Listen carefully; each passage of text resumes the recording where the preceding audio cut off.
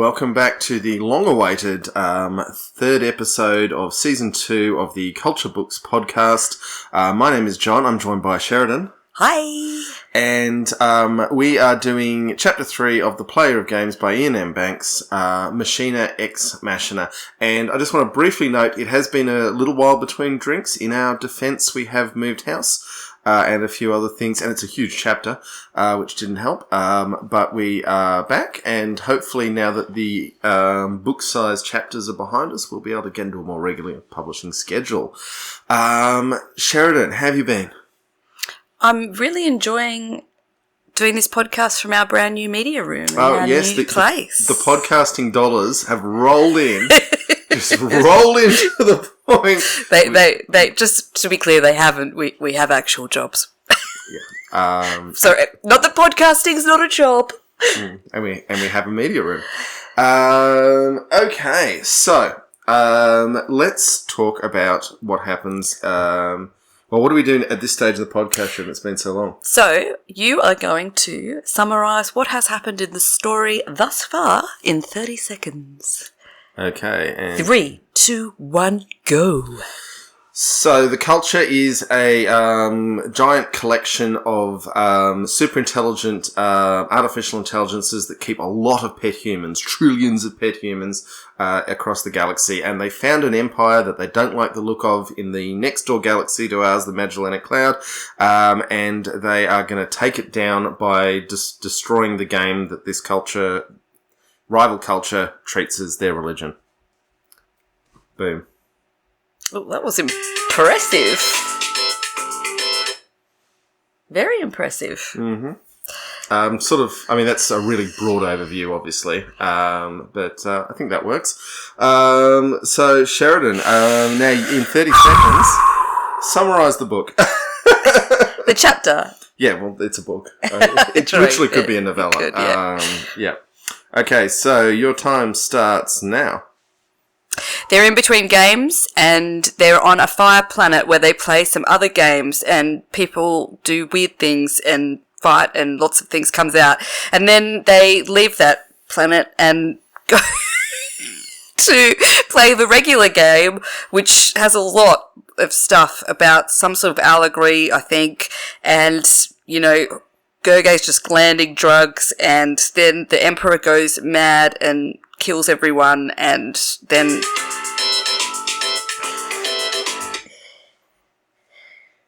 You found the summary wanting? So we did have a review of the podcast sent in to us a couple of weeks ago. Oh, God. Which said 4 stars for this podcast. 4 stars for John. No stars for Sheridan. No stars? None! Which I thought was a bit unkind, because your value that you're adding here is bringing an outsider's perspective to these books, and that was kind of what they weren't happy about. Did you deliberately not give me this review before doing the next episode because you didn't think I would do the next episode? No, maybe. Mission not achieved, reviewer. Yes. Okay, so... The story opens with our narrator. The chapter opens with our narrator. Yes. Who remains mysterious. Have you got any guesses as to who it is? Because it's teasing. I feel like you know who I am. It's got to be the droid, right? Which one? Fleur Imsar. Right, you think? I think so. Okay. Alright, interesting. Well, a lot comes out about him at the end of, or them at the end of the chapter. Yep. Okay, so there is a nice little soliloquy here about the nature of identity, particularly for, and free will, which goes, "We are what we do, not what we think. Only the interactions count. There is no problem with free will here that's not incompatible with believing your actions define you. And what is free will anyway? Chance, the random factor. If one is not ultimately predictable, then of course that's all it can be. I get so frustrated with people who can't see this." And, then it goes on a little bit more and finally say, "I I say again, you is what you done. Okay, so we get a little bit more saying, oh, look at Gerger, he's starting to get a bit weird. It is an interesting point as well when you've got the minds dealing with probabilities of what human beings are going to do, that your free will is basically your ability to be unpredictable to them. Which, as our society is being taken over by algorithms, that's... I don't know, that something chat GPT can be pretty unpredictable at times. Yeah, but can it predict you is the question. Oh, true.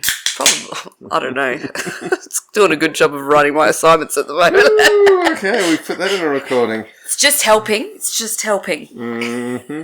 I'm joking. It's not writing the assignments. It's not that good. Okay, did you have any thoughts on this introduction by our narrator?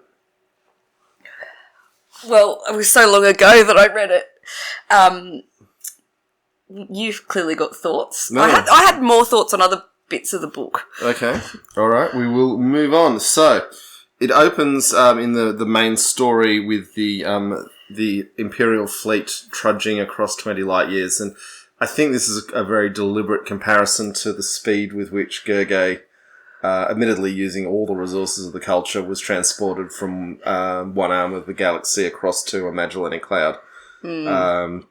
Which was, at an unfathomably greater distance, and that was all very quick, and then it's like, trudging. So they're showing that the Azadians definitely still leave a lot to be desired in their technology, certainly compared to the culture. Now, there was a little... What's the only ship we meet with a new name in this chapter? Invincible? Invincible. See, 0-star reviewer? That wasn't even a prompted question. Uh-huh. Now... Interestingly, and I don't know for a fact, but I'm 100% certain internally, Ian M. Banks would have known what he was doing when he called it a battlecruiser, and he called it Invincible.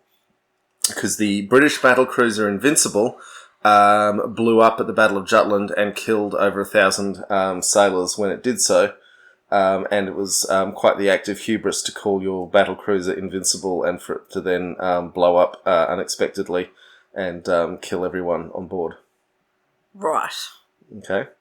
And to add to the hubris, the admiral on board was a guy called Horace Hood, and they named the last battlecruiser they ever built, Hood.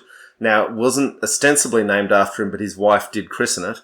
And then that also blew up unexpectedly when it fought Bismarck, and killed everyone except 3 sailors, on board. So by saying that the Azadians have these ships that they're calling battle cruisers, he is referencing a very dodgy part of Royal Navy history that didn't work very well. Right. And I know there's probably some Navy nerds who are about to at me on this, and trust me, I'm aware of the complexities of it, but we definitely know that both Invincible and Hood blew up, killing everyone on board. Okay. So... And we will get to the fate of the Invincible as we move through the chapter. What did you think of the setting of Akronadal? Well, I mean, it sounds awesome, but terrifying. Okay. I mean, you get fat there. Why do you get fat there? Because of the gravity. Well, only if you're from the culture. Oh. Well, Gerge got fat. Yes, we will get to Gerge's body reshaping and the discussions about that. I mean, it's... Obviously, this is a premise to set up drama. Yeah. And I would say it works extremely well. There's this constant sense of foreboding dread of this wave of fire that's about to sweep over them at any minute. And lots of little... I don't quite know what the narrative word for it, but almost Chekhov's guns, where it's like, oh, well, some people have been caught outside and it's really bad for them. It's really bad to be caught outside. I wouldn't want that to happen. Yeah, so anyway, in terms of... And also just, the nature of fire and how it's just going to, tear through everything and kill every living thing. Well, I mean, as Australians, I definitely related to the discussion of fire ecology because we live in a only slightly toned down version of this. Yeah. Although when things do grow out of fire-ravaged country, it's pretty awesome looking. Oh, yeah, absolutely. But, I'm sure Banks was referencing Australian fire ecology with bits of this. He's then, amped it up to 11, obviously, because it's meant to be science fiction and fun. But, in terms of what we asked for in space opera which is planets we haven't dreamed of before. Now, what did you think of the cast of characters we met in this chapter? What specifically? I mean, they're all duplicitous. All duplicitous, but they're variations on a theme. They're all top-level, but basically top-level military people with, the odd civil servant and priest thrown in. Yomanal is a huge character in this chapter. Yes. Who's the Star Marshal imprisoned in a exoskeleton because he tried to take liberties with the Emperor. And look, I know I said the culture were horrible, but this society is so much worse. Their idea of prison is really cruel. Yeah, but it's a very thinly veiled version of our own society. Yeah. Just when they say, we don't give time off, we don't reduce sentences for good behaviour, we just add for bad. Yeah. Yeah, that was quite something.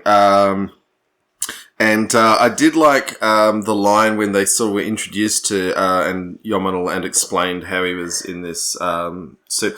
I would also say Star Marshal as a rank. That's a throwback to Robert Heinlein's Starship Troopers. Nice. That was where that, as far as I'm aware, that was the first time that idea of a rank of Star Marshal came from. And it will recur in Banks's work in other civilizations, which is interesting. But there is a really cool line here. Gergo shook his head, looking at the distant prisoner in his private prison. It's a mean old empire, isn't it, Drone? Mean enough, but if ever tries to fuck with the culture, it'll find out what mean really is.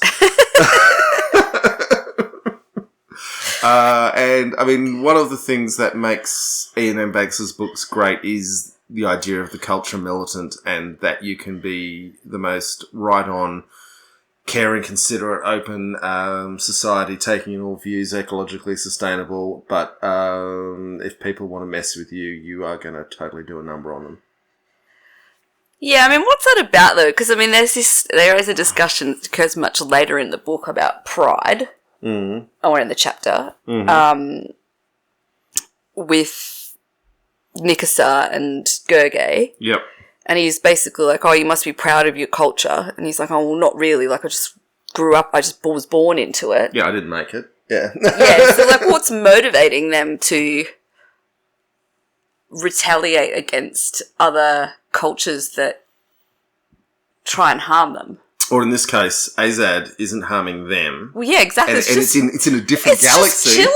It's not chilling. chilling. Throughout this chapter, there are references to casual obliterations of other cultures and societies. But sorry, it's not doing any. It's not doing any harm to the culture. No, but it's doing a lot of harm to other people, and the culture are taking the view that they're not going to sit around and watch that, which gets into a lot of moral grey areas. So basically, the culture is only mean to other meanies.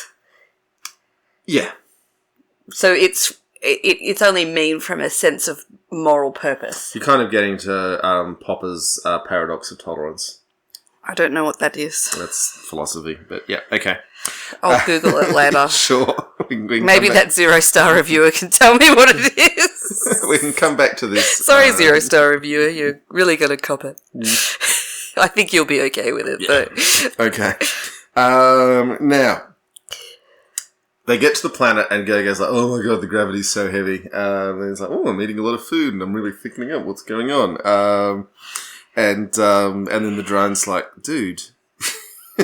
It's like, the culture's been a spacefaring species for 11,000 years. Just because you've mostly settled down in idealized, tailor-made conditions doesn't mean you've lost the capacity for rapid adaptation. Strength in depth, redundancy over design. You know the culture's philosophy. So Gogo has buried deep in his genes that if he moves into a high-gravity environment, his body starts bulking up to cope with it. I thought that's what all humanoids did, though. Culture citizens do it better. Right. And that is part of this thing that they look, and they touched on this in Consider Phlebas, they look like humans. Yeah, they're humanoid.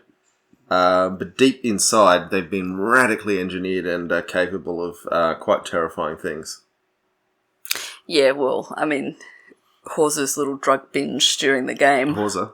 So I keep doing that today, sorry. Gergay. Gergay. I'm just thinking about this because I was thinking, oh, you're going to ask me who the hero of the book the chapter is and the hero of the book. And who do I like better, Horza or Gergay? Okay. That'll be a good comparison to get to at the end. Yeah. I'm still thinking on it. Yep. Then we get a little look at the Emperor's play against other Azadians, and the book really does big him up. He is, on the game board, a real big bad. He's got the capability to back up his pompousness. And there is a great line here about even playing badly was less demoralizing than playing sporadically excellently, but always being crushed. And I don't know, I think a lot of our listeners know that feeling of, you know, even when you do really clever things, when you're up against bigger, tougher opponents, sometimes you just lose. Yep. And then what did you think about the way they covered up for...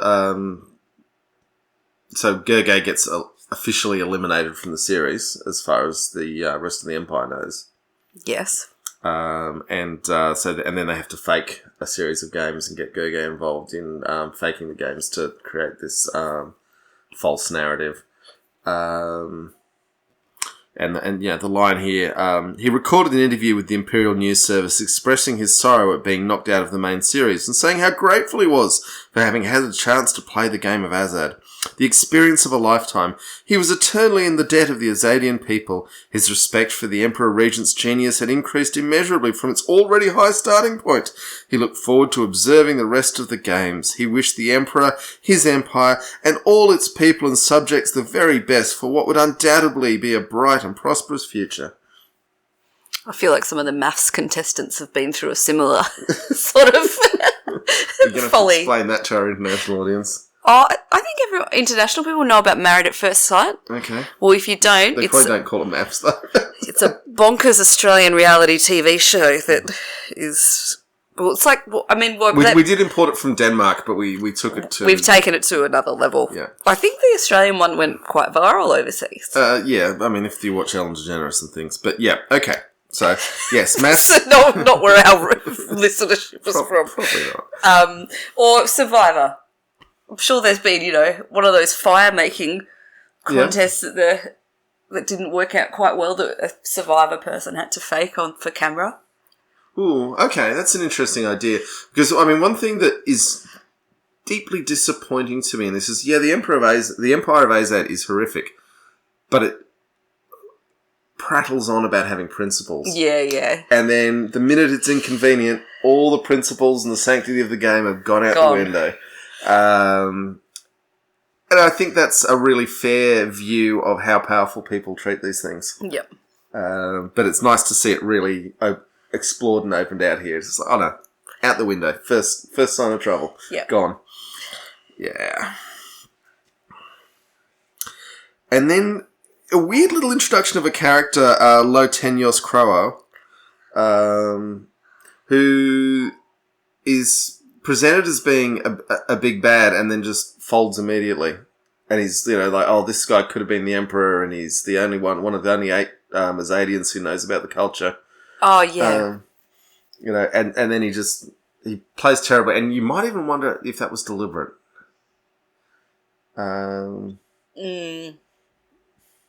Yeah. In fact, what if he's a culture agent and he wanted to was part of getting Gergay up there?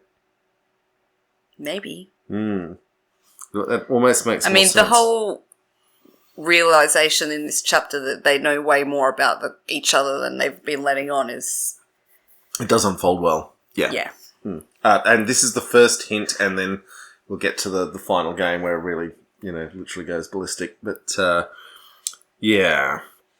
Croa's interestingly unimportant. There you go. Now, they really start to talk about the importance of language. Yes. It really comes into its own, really gets laid on with a trowel. So here's the line here. One reason was that Gergay was speaking Iakic all the time. Flareem Saho was always a little dubious about trying to be so precise about human behaviour, but it had been briefed that when culture people didn't speak Moraine for a long time and did speak another language, they were liable to change. They acted differently. They started to think in that other language. They lost the carefully balanced interpretive structure of the culture language, left its subtle shifts of cadence, tone and rhythm behind, for, in virtually every case, something much cruder. And then there's another line that Iakic was an ordinary evolved language with rooted assumptions which substituted sentimentality for compassion and aggression for cooperation. A comparatively innocent and sensitive soul like Gurgay was bound to pick up some of its underlying ethical framework if he spoke it all the time. And there's a line in there as well that, from the culture's point of view, their language Moraine is as significant to their society as the game of Azad is to the Azadians. Yeah, I mean, this was one of the bits of the book that I found, the chapter that I found the most interesting. And, I mean, personally, I've never studied linguistics, but I remember as a sort of younger adult, the first time I found out that, you know, part of the colonisation project is to get rid of language. And language and religion, but yeah. And how detrimental that is to a society. And I thought, oh, that's a bit weird. Like, and I must have, first I was quite sort of dismissive of the concept that would mean anything. But, I've obviously got older and come to read more and think more about it. And it is inherent to your culture, your language. Yes, there's that. And there's the element of simply that the inbuilt biases and assumptions of a language. I mean, even things just how it sets up tenses and gender pronouns. I mean, Lord knows gender pronouns are dominating people's thinking at the moment. And I do love in this chapter, I don't know if I've highlighted any of the bits, but there is a bit more of casual transgenderism set up in the letters from home from the culture to Gurgay.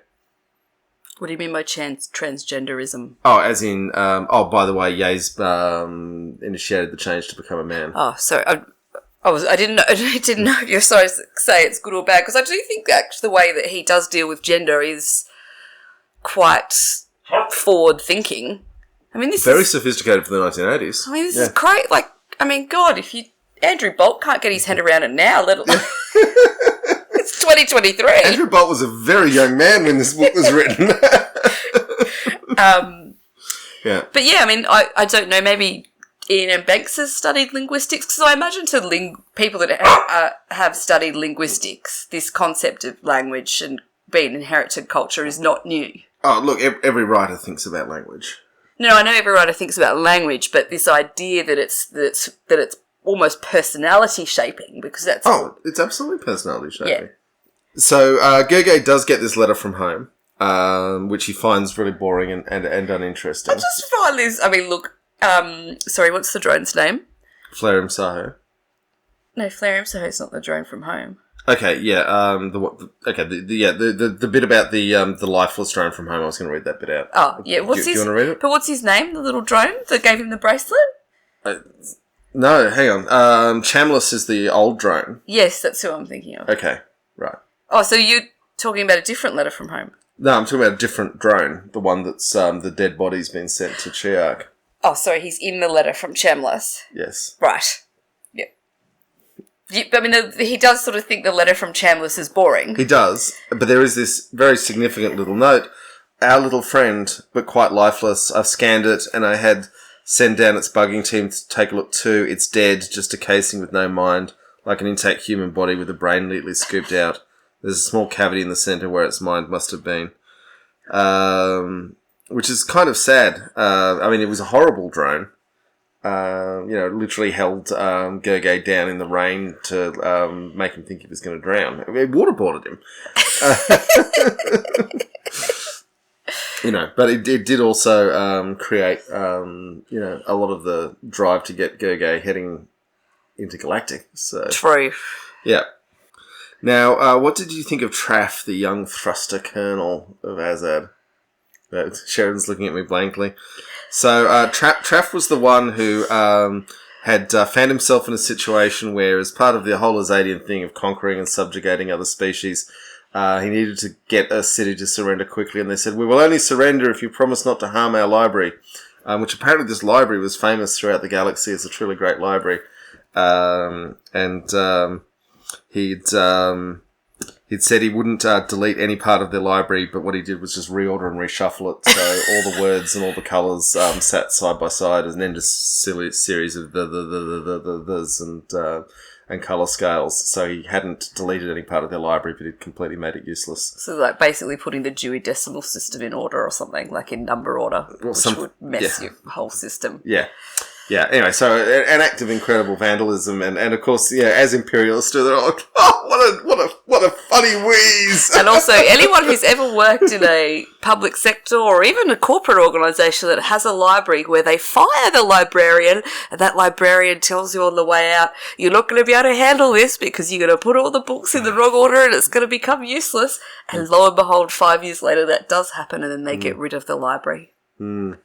So you really did actually destroy the library with that move. No, he completely destroyed the library. This was a nod.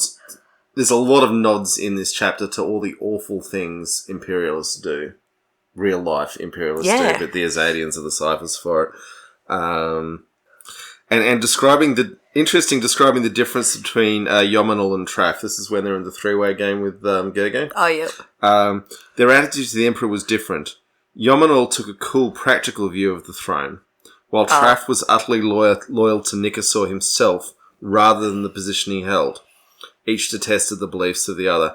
And I see this so often myself in politics, the difference between those who are loyal to the institutions and those who have personal loyalty to individuals. What's more flawed, though? They can both be very dangerous, I'd say. Yeah. Fundamental ideology is always very dangerous. Now, then we get the big conversation between Hammond, the rector of the Kansev College, who is the one who tried to corrupt Gerge by offering him a pleasure island. Oh, yeah. In the previous chapter. And Hammond really doesn't want the Emperor to play Gerge. Possibly he's been worded up as to the stakes, and we're going to get to the stakes later. My God, we've got a long way to go in this chapter. Yeah, I was thinking that. I was like, hang on, I've got so many more things to say. Yeah, you pay more attention to the minutiae than I do. So Hammond's saying, we can devise a match to cover that, but you must not. Must not, Gerge said. I thought I'd done all you wanted. What else can I do? Refuse to play the Emperor. And then Hammond's talking about the Emperor is just dead set wanting to play you because he wants to beat you and prove he's the best. Remember, the Emperor became the Emperor not by winning a tournament, but just because the previous Emperor died and he moved up. So he's always felt more so than other people in this position that he has something to prove. And what he wants to do is prove it to by beating Gerge and beating the culture. And then just this idea that, it is you he feels he must play. You he must beat. The alien, the man from the culture, the Morat, the player of games. I'm not sure that would be a good idea. It is not necessary.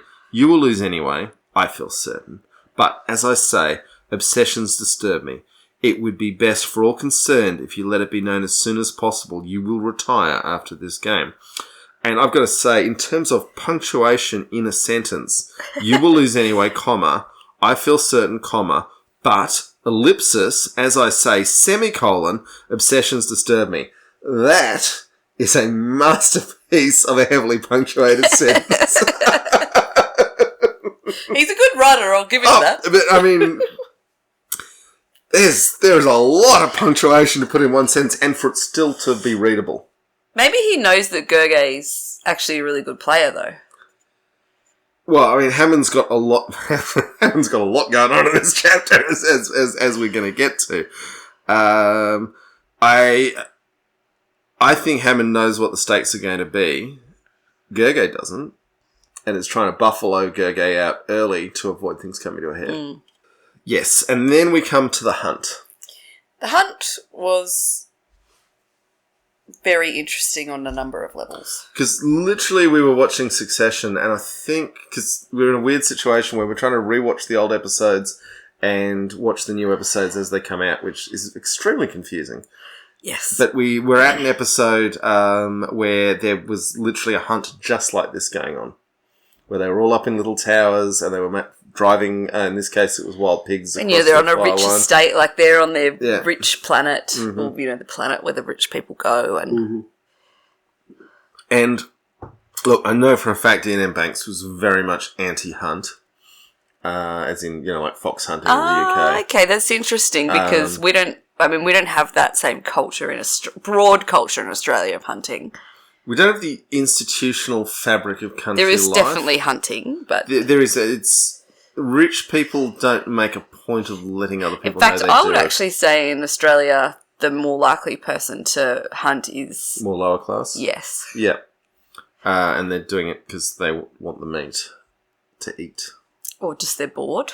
It's what they do for fun, but they do actually want to put that carcass in the freezer. I lived in Queensland, boar hunters aren't eating boar meat. Are they?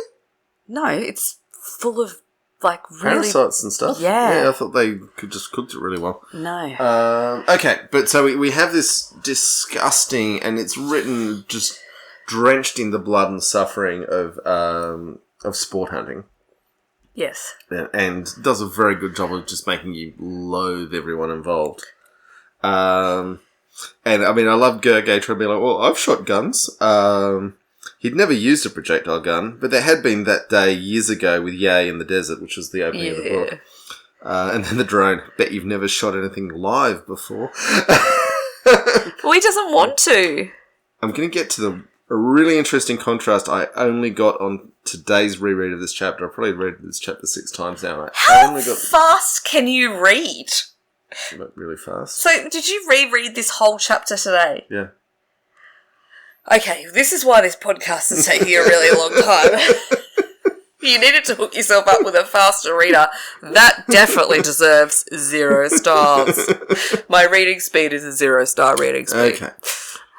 But, okay, so we've got this, horrific scene of the hunt, and the cruelty and the, injured animals screaming and also, the bodies piling up, and I think I get this. Oh, they're horrible. It was really descriptive, of how they die. The animal was screaming. It tried to leap up the fence on the far side of the run, but was brought down in a hail of fire. It limped on a little further, dragging 3 legs and leaving a trail of blood behind it. Gergay heard another muffled report by his side, and the carnival's head jerked suddenly to one side. It collapsed. A great cheer went up. And then in the mid-morning, when a great pile of the bodies had accumulated in the middle of the run, there was a danger some animals could climb out over the bodies of their predecessors. The hunt was stopped while males used hooks and horses and a couple of small tractors to clear the warm, blood-spattered debris. Someone on the far side of the Emperor shot one of the males while they were working. There were some tuts and a few drunken cheers. The Emperor fined the offender and told them if they did it again, they'd find themselves running with the animals. Everyone laughed. And this is this imperialist,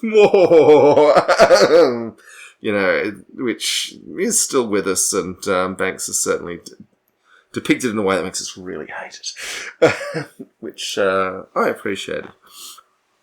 And then Yominal goes mad. What we learn is that something's taken over his exoskeleton, and is controlling it remotely and is using it to try and kill Gergay. Yes. And the thing I found really interesting... But we never find out who did that. Yeah, you do. Oh, who is it? Hammond. Oh, okay. I missed that. Sorry. That's why Hammond's getting tortured to death at the end. Maybe edit that bit out. How many stars? Okay. But here's the interesting thing. Gergay misses every time he's shooting. But he does it deliberately. He doesn't. Animals. He deliberately misses. Well, it's not explicitly written that he's deliberately missing. Given what just transpired, I'm not sure I can actually say what has been written, but I thought it said But what I found really interesting was that when it came to shooting the animals, Gergay's a terrible shot. When the Star Marshal's coming at him, he just shoots him in the damn head. Yeah, but then Kills him cold. isn't it Fleur Imsahar that has that line that basically when he wakes up and he doesn't know what he's done and he's like, "Well, you shot Yominal," and he's like, "Oh, I mustn't have meant to," and he goes, "Well, you're such a bad shot. I think that might be right." Yeah, well, Fleur Imsahar might think that, but the point remains... I thought that was a joke, actually. Yeah, but the point remains that when Gergely actually needed to defend his life, he was a fine shot. Well, that's what I thought the whole point of that was meant to show, well, Gergely's not actually a cold-blooded killer. He doesn't actually want to harm anybody or anything. Yeah. But if he has to, for a moral reason, he will. Yeah. And then also the irony that the Yominal was actually interfering with the exoskeleton that was taking over, and when he blew Yominal's head off, the exoskeleton was suddenly free to move. So, things don't always work out the way you want them to. And then we get a bunch of conversations between Nikasar and Gergely, and for me, these make the whole story. Yeah, this is why he's such a good writer, is the conversations are the most interesting bit of this whole chapter. Yep. Nikasar summons him. Says, "In the matter of who plotted against you, the person who took control of our Star Marshal's imprisoning device was discovered and put to the question. We were deeply hurt to discover that the leading conspirator was our lifelong mentor and guide, the rector of Kansev College." So that's Hammond. Right, yeah. "Certain persons in the court have desired to protect their emperor through misguided actions. The emperor needs no such protection from a game opponent, even if that opponent uses aids we deny ourselves," which is a narky little thing about thinking the culture's cheating. With the glanding. Yeah, except we've already shown in previous chapters that all the Azadians are shooting up drugs like crazy to play and consulting computers and doing all the same things. "It has been necessary to deceive our subjects in the matter of your progress in these final games, but this is for their good, not ours. We have no need to be protected from unpleasant truths. The Emperor knows no fears, only discretion. We shall be happy to postpone the game between the Emperor Regent and the man Jernau Morat Gergely until he feels fit to play." I mean, that's like a whole imperialist trope, is to be like, oh, we're just doing it for the good of the people. Yeah. Yeah, the good of the... It's for them. It's for them. We do it for the little people. We sit here in our big palaces eating our big meals, never knowing any real fear. But we're doing this for the average worker who's knocking out a 12-hour shift. Yeah. Like we're removing Indigenous kids from their parents' homes. So it's for them. For them. Yeah. What do you think of Nikasar as you've got to know him through this chapter? Well, he's evil. Yes. And, like, a bit stupid. You think he's stupid? Well, he was obviously always a puppet. And now he's, like, gone, oh, maybe I could have this power for real. But he's not very good at it. Like, he's destroying he's destroying everything. He damn near beats Gergely, though. But he's been playing the game his whole life. He came second the last time because he came second, right? Yeah. When he became Emperor Regent. Yeah. So he's good at the game. Yeah, I mean, hang on. This whole chapter is about how Gergely, literally burns himself alive, and damn near loses. Because Nikasar is such a, freaking genius. Well, he's just really good at the game that he's been playing his whole life. Yeah. But this whole story is about gameplay. Nikasar is good at playing games. You can say lots of things about Nikasar. Lots of things, and we're going to. But stupid, come on. Yeah, okay. Probably not stupid then. Yeah. And then we come to what they did with Hammond. Maybe stupid at certain things, though. I think he lacks emotional intelligence. Yeah, like, I mean, you'd be, like, an objective person would be like, terrible lover. Peter Dutton is probably really good at being kind of an evil... Peter Dutton's the Conservative leader of the opposition in Australia for the majority of our audience. An evil politician that got to power, but he's also stupid because he's completely destroying his own party. Yeah, I think you do Nick Assar a huge discredit to comparing him to Peter Dutton. I sort of now am like imagining them to look the same, actually. I think Tony Abbott's probably a more interesting comparison, given that he actually won some games. But also completely destroyed his own party. Yeah. Well, sometimes you got to destroy the village to save it if you're an evil person.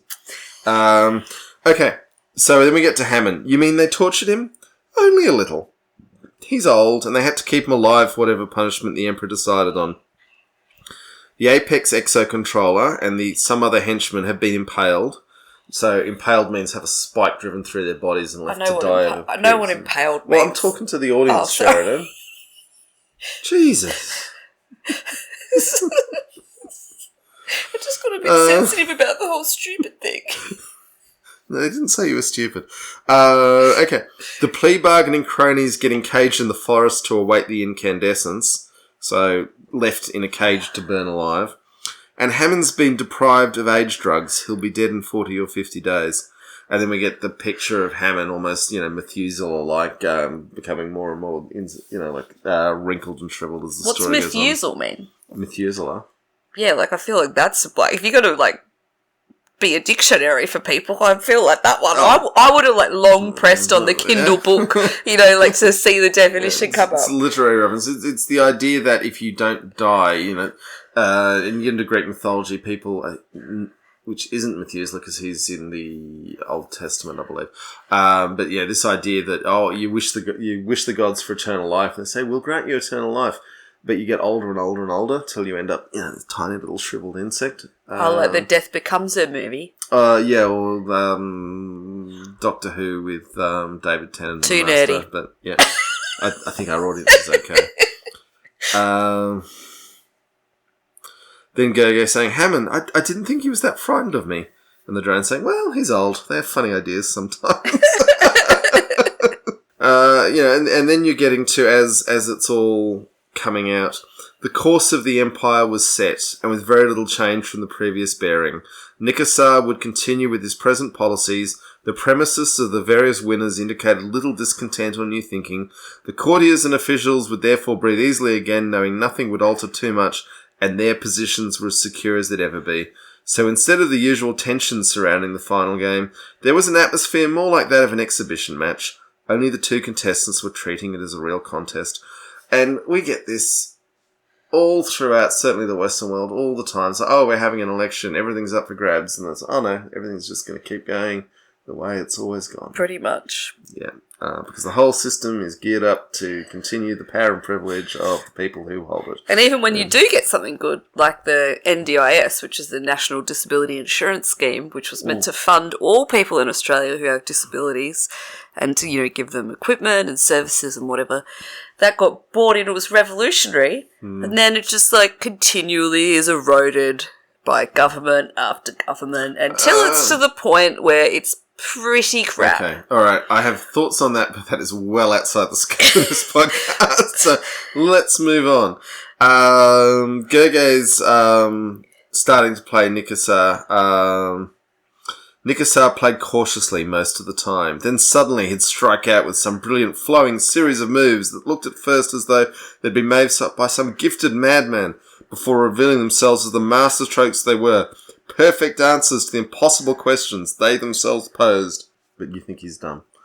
I didn't say dumb. Okay, stupid.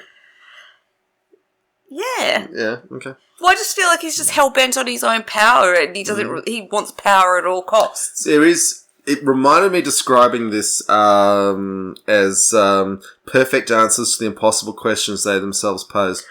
In certainly longsword fencing, which I've done a little bit of, there are moves you do where you simultaneously counter your opponent's attack and attack them at the same time. And if they have been foolish enough to make a move that lets you do that, it's impossible for them to stop you. And it's a very similar thing. And it's lovely when you get that opportunity to do it. And then there's a lot of things. So Gergely starts to doubt himself as he's getting smashed by Nikasar in the early rounds of the big game. And I did love the line that nothing was more guaranteed to cause you problems on an Azad board than trying to play in a way you didn't really believe in. Which is when the ship limiting factor is saying, oh, maybe you should try doing this. And Gergely's like, I'm getting smashed. I felt... But that shifts, though, doesn't it, later? Because once he works out, oh, well, he's just playing as the Empire, so I need to play as the culture, because that's what he really wants. He really wants to smash us. And then he has this line where he's like, the whole point of the game is just to... I'm not reading this verbatim, by the way, but the whole point of the game is just to win. And so once he works that out, which, I'm like, what point of a game is to... other than to win, although I have played these annoying cooperative board games. Anyway, different topic. Like cooperative games. But once he works that out, he's like, oh, well, then he works out his own weaknesses to do with that element of the game, which is he needs to act in a way different to the culture to try and outmaneuver him. Do you know, sorry, to take a step back, do you know why I try to play cooperative games with you instead of win at all cost games? Are you going to say because you don't want me to lose, I will kill you? That's it. I'm sorry, but I would whip... And can I just say something? I'm okay with losing. No, you're not. You're a terrible loser. That is not true. I used nuclear weapons on you in Civilization and you didn't talk to me for a week. That is not true. I did talk to you. Yeah, only to swear at me. But you told me we were playing cooperatively, and then I accidentally put some forces over your border. It was an accident. I accidentally invaded my country. It was an accident. And then you prepared, you stockpiled nuclear weapons. Actually, I'd already stockpiled the nuclear weapons. Oh, so you were planning on... See, you're devious. That wasn't me losing. That was a treaty being broken. Yeah, when you invaded me. That I told you. Remember I said when that turn happened. I'm sorry, I didn't mean it. I didn't believe you. Anyway, let's. This has been an interesting conversation, then, nonetheless. The Great Civ 6. That happened 3 years ago. Actually, longer. And we haven't played since. It's not true. We have. Okay, and then we get to, there's a break in the game, Gergely goes back to the room, and suddenly Flareum Saho's like, oh, I've done some research and I've disabled all the bugs, we can talk in Moraine, yay! Which seems very convenient that he's suddenly discovered this capacity. Oh, yeah, so it's an early sign that he's, like, kind of not the library droid here. Yeah. And then I worked out a way to disable the bugs. We can talk in Moraine now. Isn't that good? And then Gergely's still burbling away in Iakik because he's just deep in the Azad zone. So hang on, is he trying to mess with him, taking him out of Iakik? Because wouldn't... He's not trying to mess with him. He's trying to drag him back to thinking like he's a culture citizen. Oh, okay, yeah, that does make sense, yeah. One for you, 0-star reviewer. And then Flareum Saho's like got literally the culture's best scientific model of reality up on the screen. Gergely saying he'd never been interested in spatial theory or hyperspace or hyperspheres or the like. None of it seemed to make any difference to how he lived. So what did it matter? Which I thought you could empathise with. That's horrible. And then you get to the realisation when you mentioned this before, when Gergely finally figures out what game he's actually playing with Nikasar. The Emperor had set out to beat not just Gergely, but the whole culture. There was no other way to describe his use of pieces, territory and cards. He had set up his whole side of the match as an empire, the very image of Azad. And then Gergely's got to figure out for himself, hang on, how does the culture deal with these things? And this is something, you still get people who will argue that you don't have to read the culture books in any specific order. But consider Phlebas shows the culture on the back foot. It's the only time in the whole series where you'll see the culture. Oh, is that a spoiler? Not really. Right. But that's the time you see the culture losing, giving up ground when the Adirans are advancing, and the culture are doing exactly what Gurgay ends up having to do in this, where you give up some ground, you convert things you're building for your future counterattacks, and you let the enemy come over your border while you get ready to smash them. And there is a point, because Banks does actually quite often talk about giving up ground to inflict future reverses. That is a luxury of large countries. If you're a small country, you can't give up much. No, but how do you... I mean, giving up ground like that's not just giving up, fields and stuff. Like, that's letting, citizens die. Well, if you're the culture, you evacuate your citizens before the enemy gets to the territory. There is a really telling thing that Mao said in the I think it was around the time of the Long March, and Mao definitely not a perfect leader or a perfect person by any means, but you got to give him his credit. Very successful military leader, where he said. Ground we can take back tomorrow. If we lose people, it takes us years to get them to replace them. And so saying that your people are much more important than your territory. And I think that feeds into, and again, I'm sure Banks read the same stuff. Feeds into what they're talking about here and the way that Gurgay's trying to lead the game, and then it gets to finally doing it. He looked again. Well, it was a culture move, but at least it was an attacking culture move. Followed through, it'd wreck his whole cautious strategy so far, but it's all he could do if he was to have even the glimmer of a chance resisting Nekasar. Pretend there really was a whole lot at stake. Pretend he was fighting for the whole culture.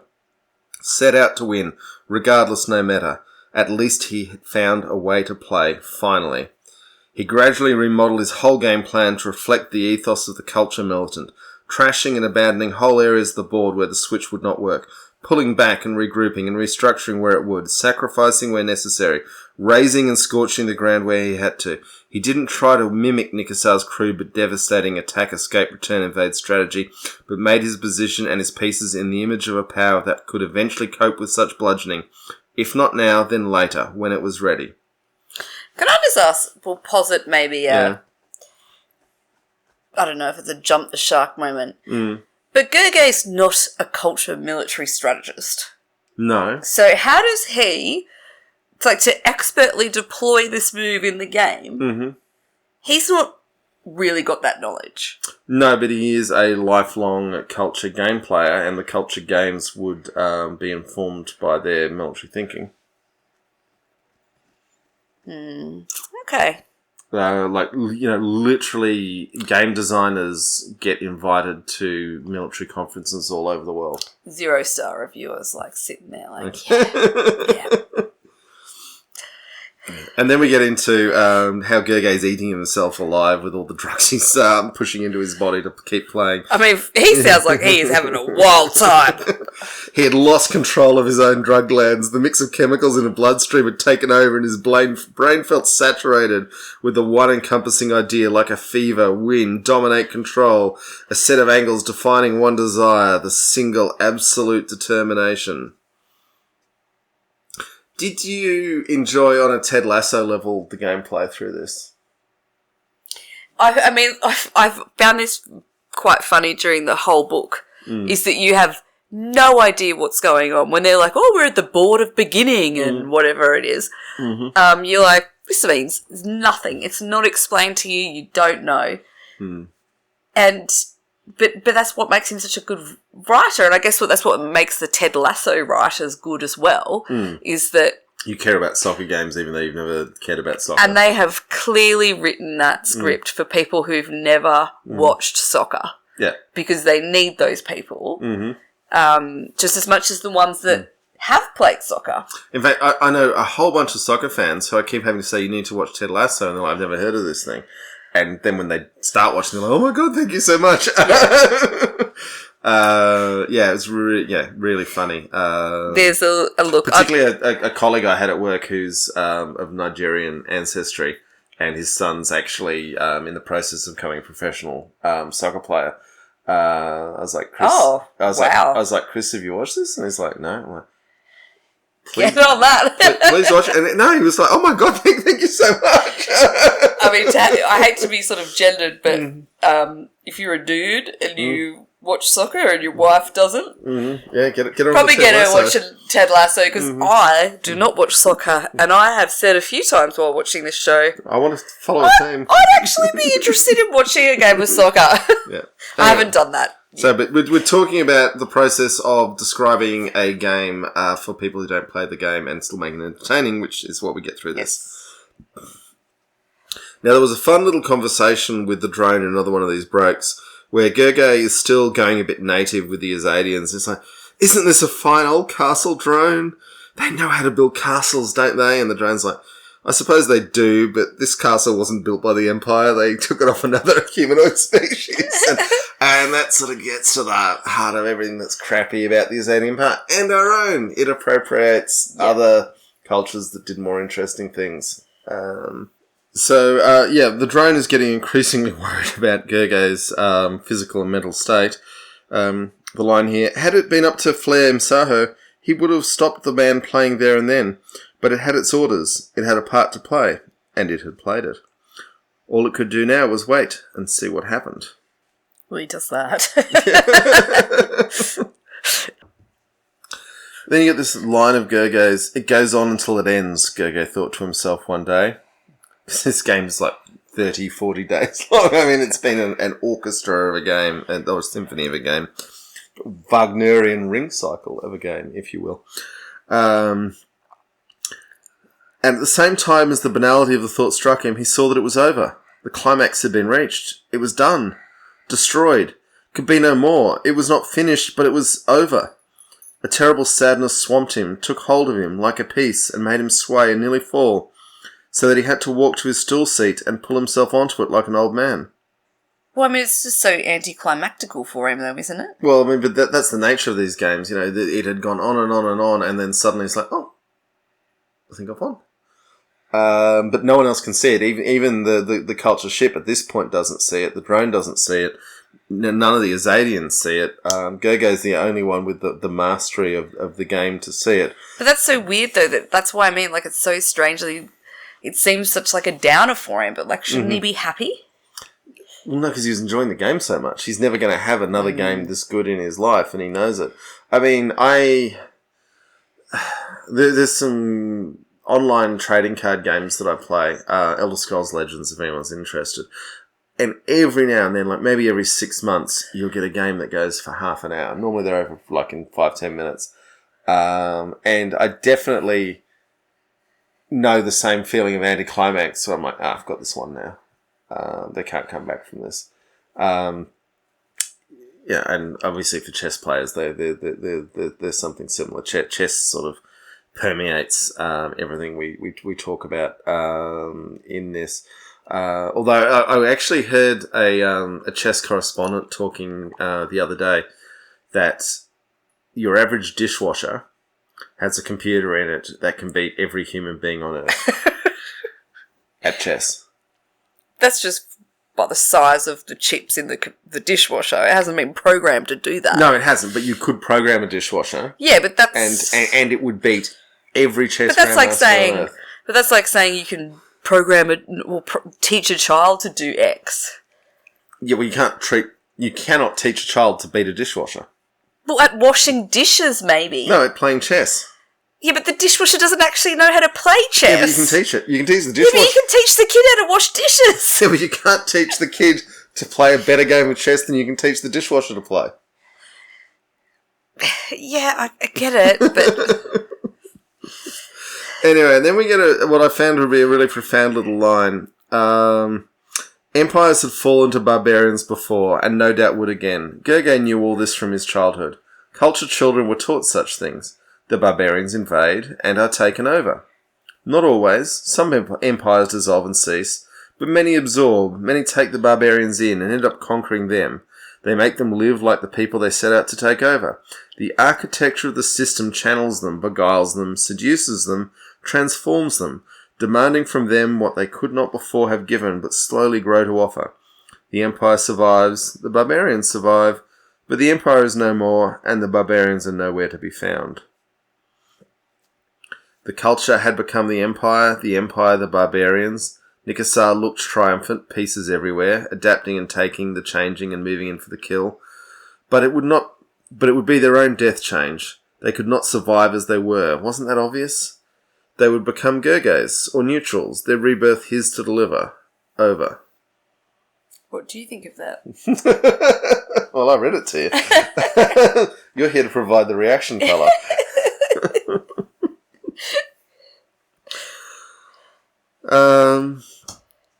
And then, he looks around and he sees Hammond sitting in the college seats, shrunken and doll-like, a tiny withered husk of what he'd been. And Gurgay stared at him. Was this one of their ghosts? Because Gurgay's so high on drugs. He's...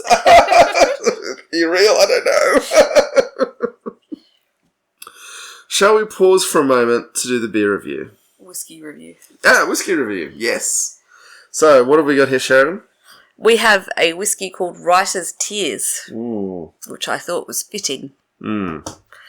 So, this is from the Walsh whiskey. It's from a copper pot. It's an Irish whiskey, product of Ireland. It's been aged in bourbon barrels in American oak. And this is a smooth boy, isn't it? I felt some vanilla-y flavours. Mm-hmm. Or maybe caramel. Well, oak will give you vanilla flavours. Let's see. It says flashes of apple, hints of vanilla, and sweet honey... Okay, honeycomb, sweet honeycomb. Dance. Oh, they're dancing. The hints of dancing. They're dancing. Over a distinctively Irish pot still base. Oozing with spice and ginger.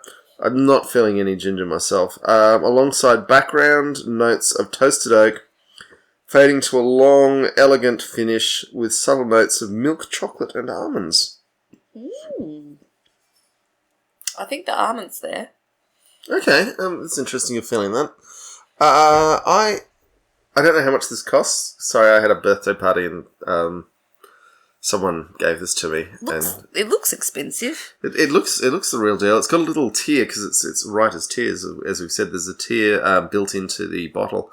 Anyway, we're serving this over a single ice cube, which is how I recommend drinking whiskey pretty much anyway, because you need a little bit of water introduced, but not too much. And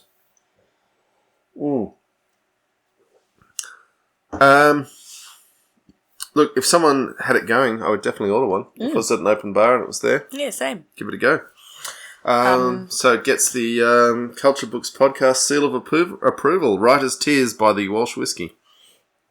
I love this line here. Gurgay realised that he would miss Nikasar. He felt closer to the Emperor in some ways than he had ever felt to anybody. That game had been a deep intimacy, a sharing of experience and sensation Gurgay doubted any other relationship could match. This is where I'm like, Gurgay is actually, he's just a gambler.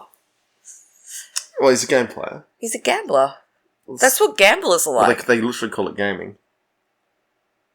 Yeah, but people that play computer games don't, forsake games for, real human interaction and relationships. Well, maybe some. Let's talk about your World of Warcraft period. I don't know. My World of Warcraft period wasn't that dangerous. Okay. All right. The Morrowind Elder Scrolls period, on the other hand. All right. Then we get to the final private conversation between Nikasar and Gurgay when they're out on the ramparts of the castle. Tell me something, Gurgay, Nikasar said evenly. The white circle faced him again. Sorry, this is because he's in the dark and he sees the white circle of his face. How long were you really learning the game for? Oh, we told you the truth. 2 years intensively, but don't lie to me, Gurgay. There's no point anymore. Nikasar, I wouldn't lie to you. The moon face shook slowly. Whatever you want. The Emperor was silent for a few moments. You must be very proud of your culture. Well, this is where he's realised the culture's superior, though, right? Because he's like, He's realised he's losing the game. Yeah, but he's also like, this dude only learned how to play this for 2 years, and he's beat me. Oh, he literally doesn't believe that it's only been 2 years. Yeah, but it has. Like, yeah. But he's questioning. He's like, if that's true, like, we're screwed. There's a bunch of stuff we're going to get to about what Nika-san knows at this moment that Gerge doesn't.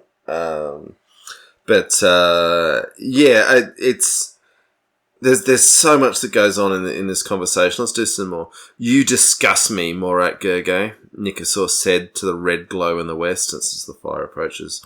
Your blind, insipid morality can't even account for your own success here, and you treat this battle game like some filthy dance. It is there to be fought and struggled against, and you've attempted to seduce it. You've perverted it, replaced our holy witnessing with your own foul pornography. You've soiled it, male. Which is this whole idea that in Azad, there's a patriarchy of a higher gender, which is a fun one. And then, Gerge's like, I don't think you're being fair. Fair, the Emperor shouted. Why does anything have to be fair? Is life fair? Is it? Gerge let the apex shape him. The Emperor let go of his hair for a moment, holding his hand as though he'd touched something dirty. Gerge cleared his throat. No, life is not fair, not intrinsically.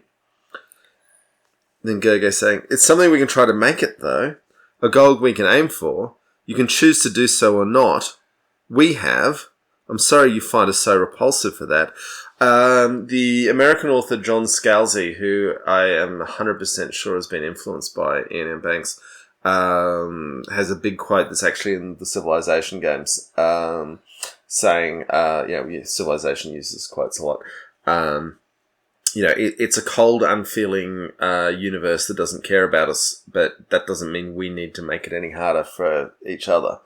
I'm paraphrasing very loosely there. Apologies to John Scalzi. And that's what's kind of being got at here is like, the Emperor's saying, oh, you think life's fair? And it's like, well, you're choosing to make it unfair, and I'm choosing to try and make it fairer.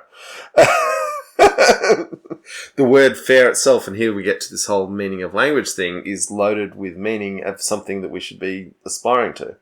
And then the Emperor goes on, you know no glory, no pride, no worship. You have power. I've seen that. I know what you can do, but you're still impotent. You always will be the meek, the pathetic, the frightened and cowed.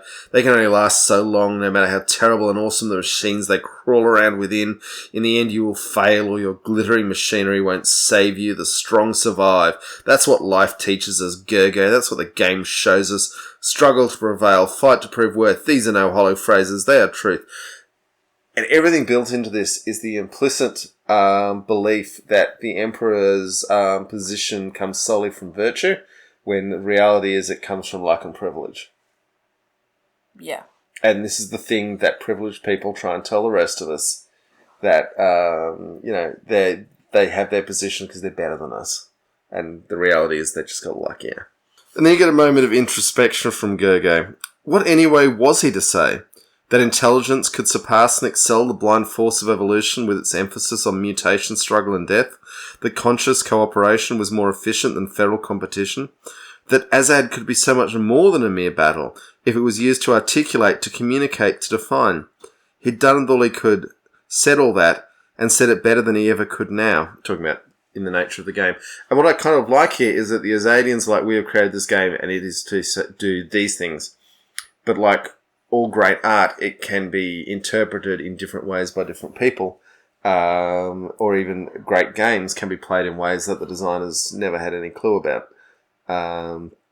You get people doing things in video games all the time that the designers like, we had no idea that was going to happen. But Nikasar's doing that when he tries to play the culture.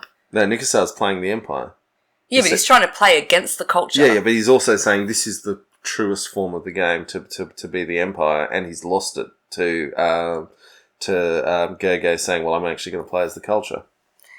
But I thought he was just trying to say, see, we are superior to you. Yeah. I will win against you if I play as my culture.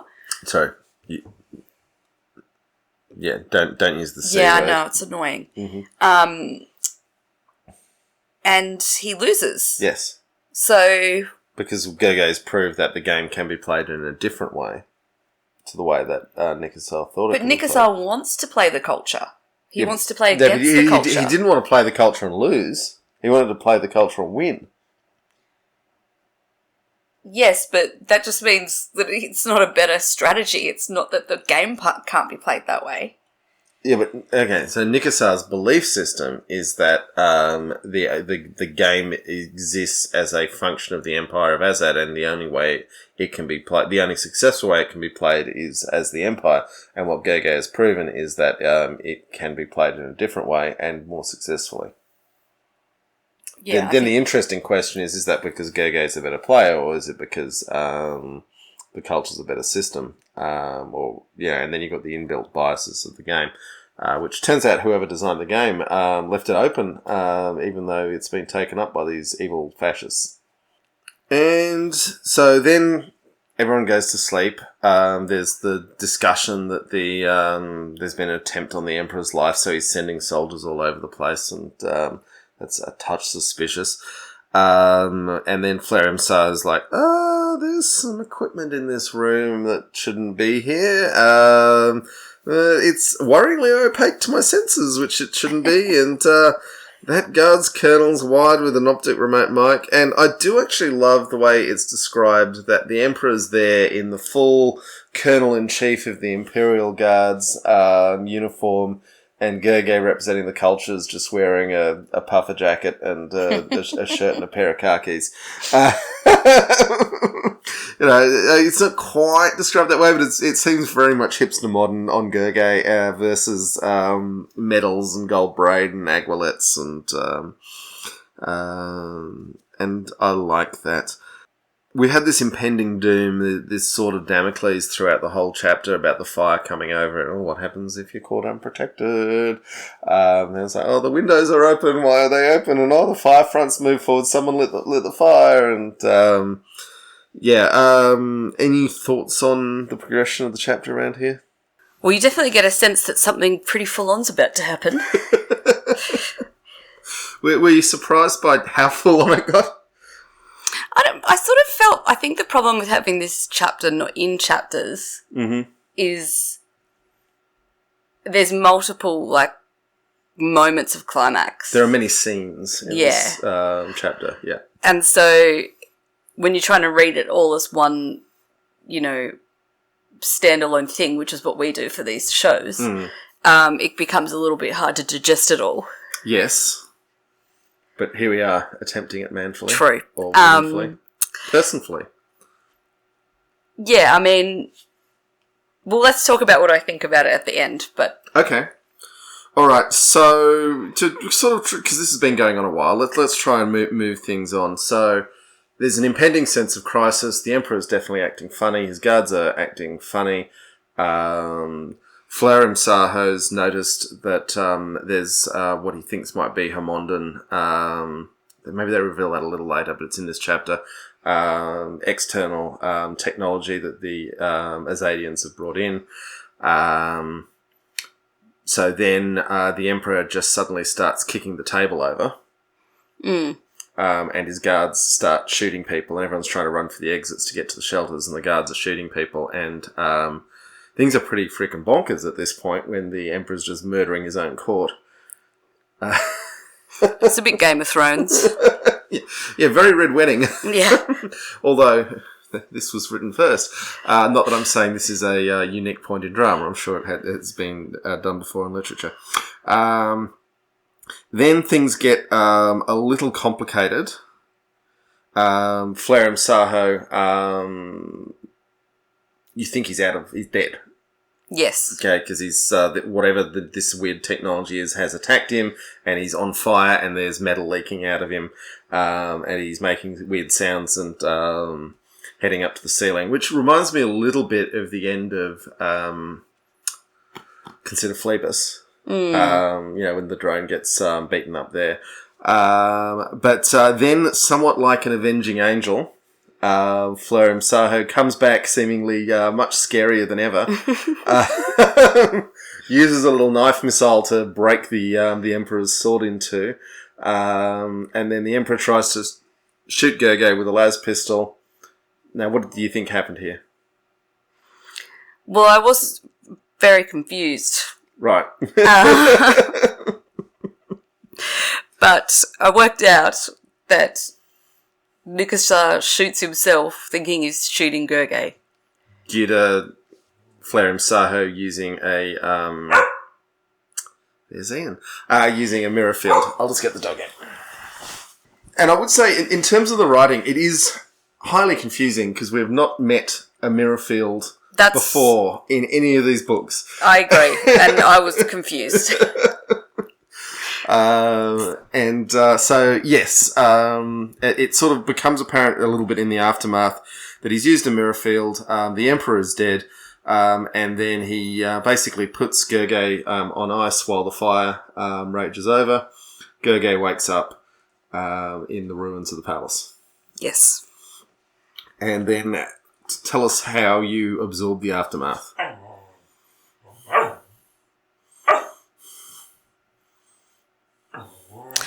Well, Fleur Imsahur tells Gergely what happened, and then reveals a number of things about himself. Mm-hmm. Now, I found this a little frustrating because I kind of don't like those storylines where you could never have worked out in the book that was what was going to happen. What's the name of this chapter? Ex Machina. Machina ex Machina. So it's instead of God from the machine, it's machine from the machine. Right. So he's deliberately used a Deus ex Machina ending, but he's done it with the machine. Right. Okay, I guess it's obvious now. Yeah, look, I think one of the things is that there's no way they would have sent just a normal little library drone with all the effort they went to with Gergely. Once yes. you realise that there's something much bigger in play, obviously this is a cover for something else. I know, but it just sort of makes you feel like you've been tricked because they did spend quite a bit of time setting up in the beginning why they sent this crappy little droid with him instead of something else that was more sophisticated. Yes. And so you feel very lied to, or I guess maybe that was Gergely being lied to. Gergely's been lied to. Gergely's definitely been lied to, so I think you should join in Gergely's sense of feeling there about the deception. Now here's the interesting bit. That firework display was for real. Nikasa must have got his hands on some Equivtech effector gear, which means or meant the Empire has had some sort of contact with another advanced civilization. I've scanned what's left of the equipment. Could be Homomda stuff. Now, if you remember, consider Phlebas, it was the Homomda were the race that egged the Adirans on to fight the culture. So they're more advanced than the culture? Definitely equivalent peers to the culture. Right. And, Do they come back in another book? I don't think they do, which is a shame because at this point they seem to be building up as a big bad. Yeah. Who knows what the future will bring. Yep. And then probably the biggest reveal of this chapter, of which there's been many big reveals. Flareum Saho still. The truth is, you were playing for the culture and Nikasa was playing for the Empire. I personally told the Emperor the night before the start of the last match that you really were our champion. If you won, we were coming in. We'd smash the Empire and impose our own order. If he won, we'd keep out for as long as he was Emperor and for the next 10 great years anyway.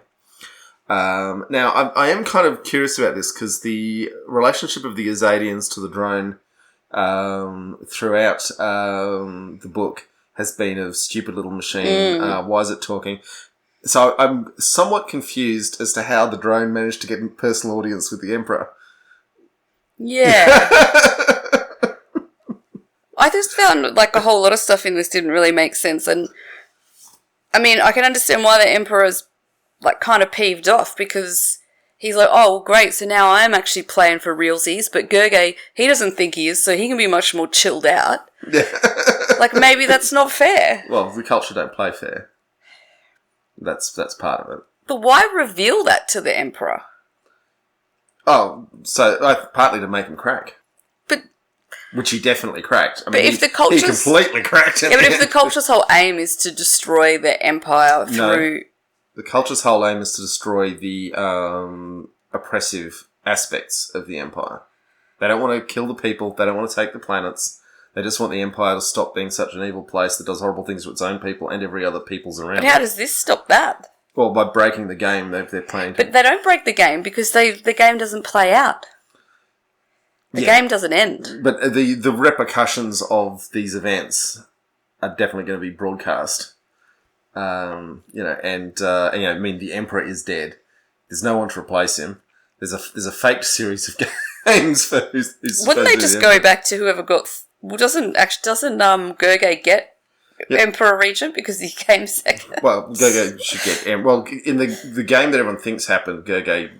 Oh, that's right. Sorry, yeah. So it might be someone like Crowo might, in theory, who we have got reason to suspect might actually be in with the culture. Then there's this little line about Tsar that I do want to dwell on. Gurgay started to be like, hang on, how long have you been setting me up for this role?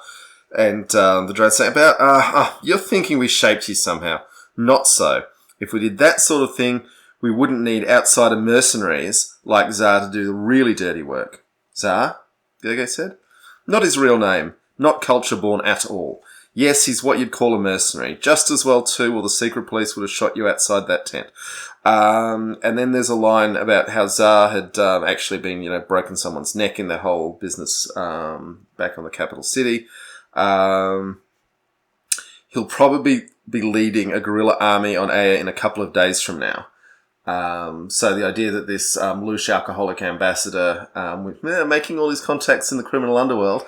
kind of makes sense why he wasn't he not able to gland?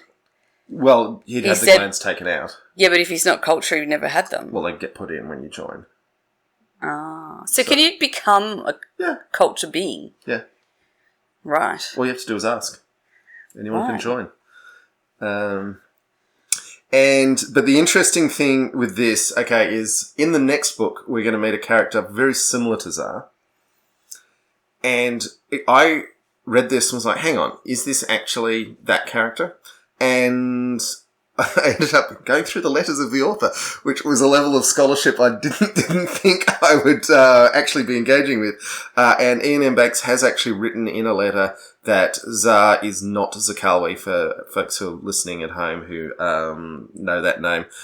So even though they're very similar characters with a similar sounding name, they're definitely two distinct but similar characters. So just wanted to nail that down. And then the ship turns up and sends down a module and off they go. Yay! I imagine that's a pretty rough ride for Gurgay home. 2 years going, what do I do now? Well, we'll cover that in the next chapter. But, he does, immediately after they leave where they are, they'll be joining up with the GSV because they need to be on a bigger ship for the journey from the clouds to the galaxy. Okay, Sheridan, let's talk about this chapter in the vague abstract. So you found it confusing and unsatisfying. Well, it was satisfying in the sense that it was there's lots of drama and it was a lot of tension was built. Mm-hmm. But it felt like a little bit like sort of, how do I end this ridiculously long chapter? I know, with these 3 pages where I wrap everything up. In a bow. Yeah. Mm-hmm. And then we have another chapter. Yeah. Which looks real short, I must say. Yeah. That's really exciting. It's one for me. Hopefully we can be back with you next week. Yeah. Okay, did you have any favourite characters in this chapter? Oh, well, I'd probably have to just go Gurgay. Okay. He's getting thrown. He's one thing. There's a lot of confusion for him. Mm-hmm. Yeah, he goes on a wild mental journey. Obviously, the ship and the drone are getting very worried about how native he's going with, the Azadians, they're just, all they care about is games, and that's all I care about. So, look at this lovely castle they've built. Yeah, not their castle. Okay. We only really had one new ship name, and we've talked about Invincible. True, I guess at we have some to have length. Invincible. Yeah, okay. Anything else you want to talk about before we wrap this one up? I think I'm done. Okay. So, folks, thank you so much for your patience, and thank you for listening through this very long episode. And we will hopefully be back quite soon, because we're not moving house anymore, and it's a short chapter, so the odds are good. And then we'll have finished the second book, and we can get started on the third one, which is a personal favourite of mine. Yay! So, yay! Alrighty. Thank you so much.